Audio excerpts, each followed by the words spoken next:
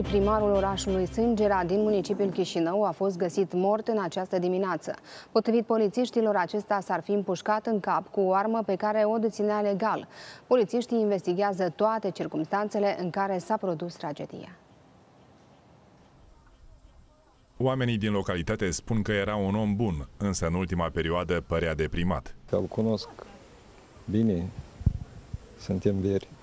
Ce s-a întâmplat? Ideea. E ultima perioadă că părea trist, eu știu. De ce? Nu pot să vă spun. Om bun, gospodar, familiar. Asta e un șoc pentru noi, toți vecinii. Am auzit, pur și simplu, plâns tare. Plâns și am ieșit toți. Suntem vecini uniți. N-am auzit, dar nu cred. Așa un om cu caracter tare. Îl cunoaștem că are tărie de caracter. Plângea mama, tata plângeau. N-avea pe nimeni, el era om bun.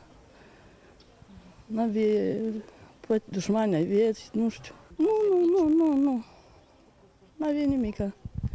El era om cinstit și om bun. Că trăim într-o mahală, îi întreba cum îi place asta, cum ne-a făcut mahală, cum ne-a făcut strada foarte frumoasă. Așa spun fetele ieri că l-a văzut în deal la fermă trist. Nu știu ce așa a avut el. Era scârghit, nu știm nică. De multă vreme? O săptămână în urmă asta a fost. Duminica trecută l-am văzut, era foarte scârghit. Așa a avut, cred că el n-aș spus, nici lui soția lui n-aș spus și a avut pe suflet. În acest caz a fost deschisă o cauză penală. O versiune de bază practic este preconfigurată.